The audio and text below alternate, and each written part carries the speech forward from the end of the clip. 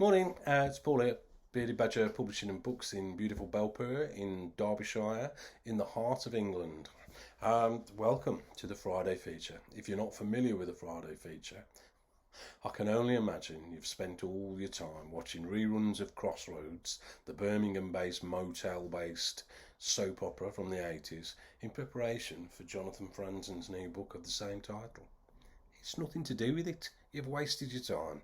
Anyway, what you could have been doing was watching the Friday feature, which is me talking about a few books and letting you know what's going on in our business. So we'll do that instead, shall we? Last week I mentioned I was starting to read this one, The History of Bones by John Lurie, a memoir.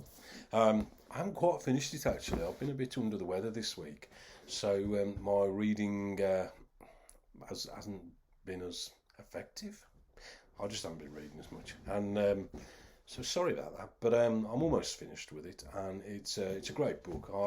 Fantastic! He's a proper raconteur. If you're not familiar with who John Lurie is, he was in a band group called the Lounge Lizards in New York in the 80s, predominantly late 70s, 80s, who were a sort of an avant-garde jazz band, shall we say, but they're pretty cool actually, and they're kind of the forebearers for a lot of bands that I listen to now, like Kruangbin or The Comet Is Coming, stuff like that. They're definitely steeped in that. Anyway, the book itself, he lives a proper past. He's done all the stuff, the drugs, the women, the hanging out with artists, and stuff like that. He was quite pally with Jean-Michel Basquiat, this fella, for a while, and that didn't end too great by the sounds of it. But anyway, great book, proper natural raconteur, storyteller. I really enjoyed it. Read a few reviews saying that it was a bit overlong, but I've not found that at all, to be honest. I've quite immersed myself in it, and I'm almost finished with it now. So yeah, definitely get on that one if that's your thing. The History of Bones, John Lurie. I'm not sure how much it is actually, because it's $28, so it's about 20 quid, something like that, 22 quid. Yeah, get on that one. Published by Random House over in the US. So what am I going to follow that with? Well, it's been a while, I've been a massive Blue Moose Books fan for a while now, and I've wax lyrical about so many of their books. The Sound Mirror, Hardy Jones, which is, you need to get on that one. Leonard and Hungry Paul Panenka by our friend Ronan Hessian. Should We Fall Behind by my fellow Brummie, Shannon Dougal. There's so many great Blue Moose books out there. I'm thinking of them all now off the top of my head, but so many good ones. And I thought I hadn't read one for a bit actually. So next on my agenda, or my TBR, is this one, which is Fallen by Mel O'Doherty. And it sounds fantastic. Sorry about my throat. I'm still struggling a bit with my illness, poorly boy.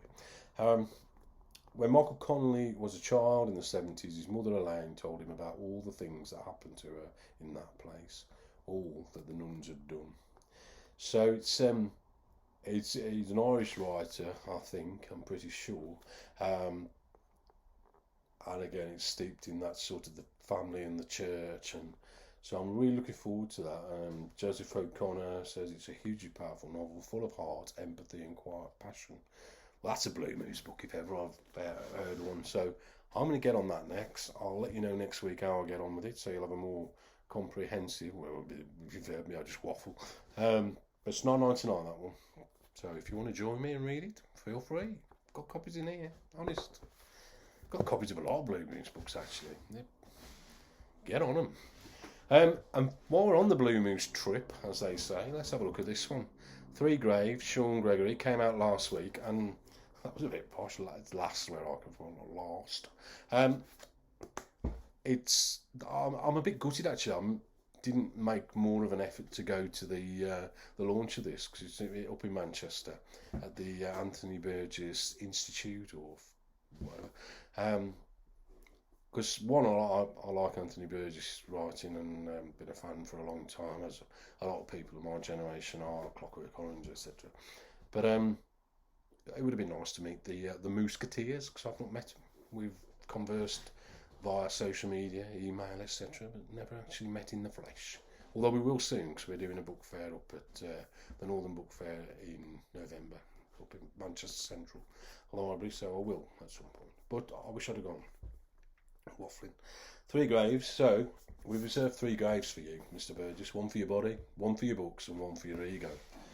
When celebrated writer Anthony Burgess arrives in Manchester for a book signing, he encounters 3 spectres from his past. They refer to him as John Wilson, Howard Jack, Mancunian lad and struggling composer.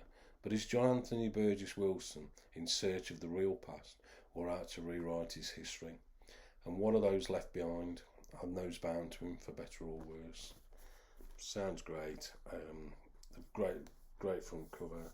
I've read a couple of reviews of that, and it does sound like something I'm going to enjoy. So, $9.99 as well. That one in stock at this bookshop behind me.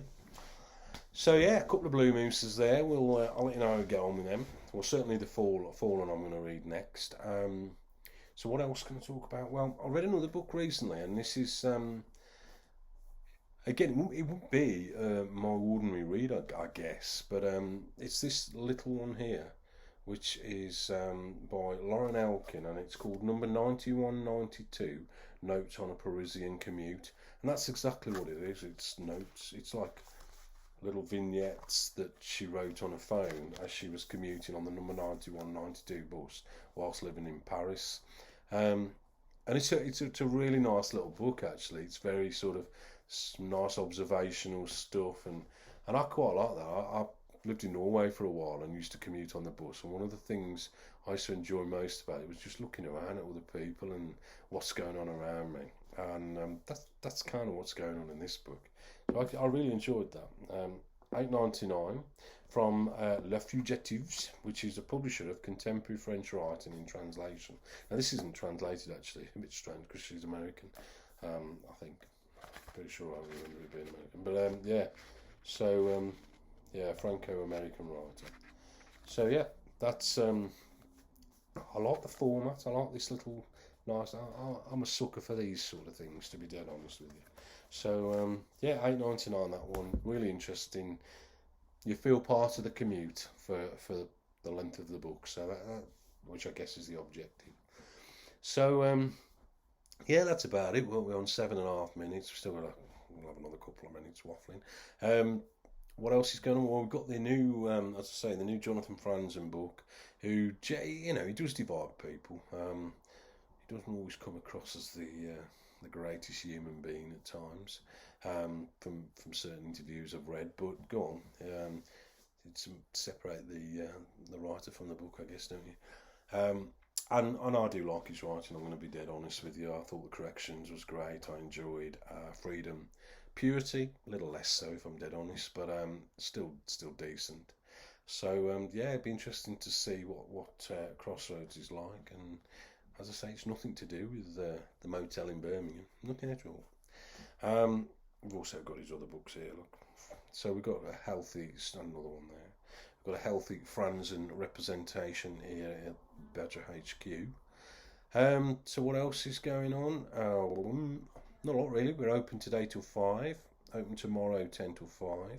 We've put a call out for some to do some pop-ups, which we used to do before the pandemic, before we had the bookshop actually. And I quite enjoy that idea of just taking a section of books. And we take mainly books from independent presses, etc., as well as our own.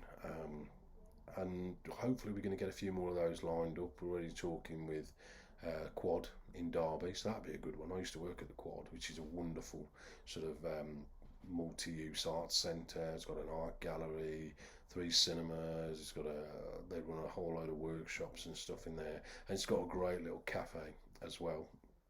And they're lovely people that work at the Quad, nicest people you could ever meet. Hopefully we're going to have a little pop-up going on there in what they call the participation space, which is just before the gallery on the left-hand side. But I'll keep you posted on that. Should be the middle of the month on a Sunday, because we can't open Sundays here, so it's perfect.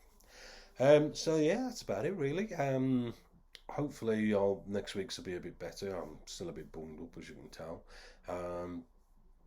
Have a lovely weekend if I don't see you today or tomorrow. If you're in the area, come and say hello. Come and pop and say hello to us. Come and have a browse at some books. We've got some good stuff on the shelves at the minute. Obviously, I'm going to say that, but we do have some really good stuff on the shelves from across all the independent presses and obviously some of the popular books as well, like your Rooneys and your Osmonds and so on and so forth. Miriam Margolyes' new autobiography, we've got that. So yeah, come and say hello. If not, have a wonderful, wonderful weekend, and tune in next week for some more Friday feature. Hopefully, none of you are still queuing for petrol and all that nonsense. And have a good one. See you soon. Take care.